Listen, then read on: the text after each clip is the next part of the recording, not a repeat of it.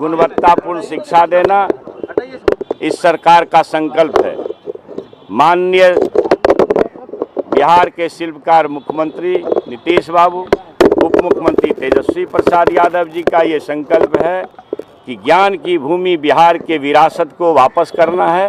तो गुणवत्तापूर्ण शिक्षा देने के लिए हम अपने बच्चों के लिए, अपने राज्य और देश के तरक्की के लिए एक बेहतरीन शिक्षा कैसे दे सकें, इसके लिए यह सूत्र आया है, यह नियमावली आया है।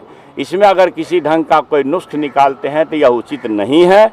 और फिर से मैं एक बात कहना चाहता हूं कि जो हमारे शिक्षक गण हैं, नियोजित शिक्षक, आपका काम शिक्षा देना ही न है, और अपने कोर्स को जिसको आप पढ़ाते हैं रात दिन, जिसके लिए आप शिक्षक हैं और जिन बच्चों को आप पढ़ाते हैं, उस कोर्सेज में से कुछ सवाल अगर नियमित होने के लिए, एक कितनी बड़ी बीमारी इस महागठबंधन की सरकार ने दूर की है।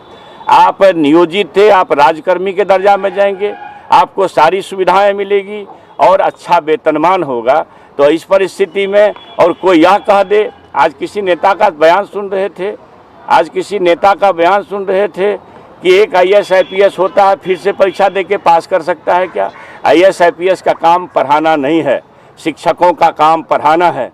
जिस कोर्स को आप पढ़ाते हैं उसी कोर्स में से अगर कुछ सवाल आपके सामने रखे जाएंगे नियमित होने के लिए, इसके लिए चिंता नहीं करनी चाहिए, इसके लिए घबराना भी नहीं चाहिए।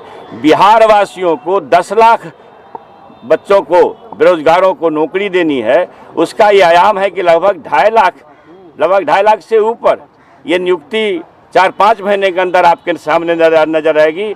पहले के पूर्व का आप देख लीजिए, आपको लगेगा कि हम बिहार वासियों के बच्चों के लिए, बिहार वासियों के लिए, बिहार के बेरोजगारों के लिए सरकार कितनी चिंतित है। और उसी चिंता को ख्याल में रख करके, फिर माता पिता का ध्यान रख करके, यह ज्ञान की भूमि अगर भारत है तो उसका जड़ है, उस जड़ में है बिहार। मगध में आप खड़े हैं, यही ज्ञान की भूमि है। बीजेपी के प्रदेश अध्यक्ष ने यही कहा है कि जो विपक्षी एकता है वो खत्म हो जाएगा, लव कुश की जोड़ी हमारे साथ। अच्छा, अभी आप तो अभी नई शिक्षा नीति पूछ रहे थे, फिर आप कहाँ चले गए? अब ये क्या, आप मेरी बात समझिए।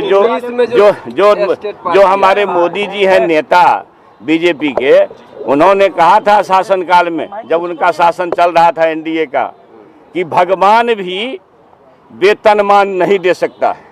आप उस बयान को निकाल के कोट करिए। अब जो राष्ट्रीय मानव संसाधन विकास मंत्री हैं, शिक्षा मंत्री जो भारत सरकार के हैं, उन्होंने 2 दिन पहले कहा है कि साहब B.Ed कर लेता, लोग को कोई रोजगार नहीं मिलता है तो B.Ed कर लेता है। भैया, एक अच्छा खासा परीक्षा, आप प्रोफेसर होते हो, कितनी मेहनत से लोग नेट की तैयारी करता है, फिर PhD करता है। नेट की तैयारी में कम मेहनत करनी होती है क्या? फिर वही बच्चा PhD करता है। आप नेट होते हैं, PhD होते हैं, तो आपको प्रोफेसर होने की दक्षता प्राप्त होती है। आप शिक्षक होने के लिए दक्ष हुए, आपने ट्रेनिंग किया, आपने क्या कहते हैं CTET STET पास किया, अच्छी बात है। तो भाई, आप पढ़े लिखे समाज के लोग हैं, आप पढ़ाई के लिए जा रहे हैं, तो एक परीक्षा से क्या घबराना? नहीं घबरानी चाहिए। शिक्षा विभाग की खबरों में बस इतना ही। ऐसे ही वीडियो पाने के लिए संजीव समीर लाइव को सब्सक्राइब कर लें और कमेंट के माध्यम से फीडबैक जरूर दें। साथ ही साथ वीडियो को लाइक और शेयर करना न भूलें। धन्यवाद। जय हिंद, जय भारत।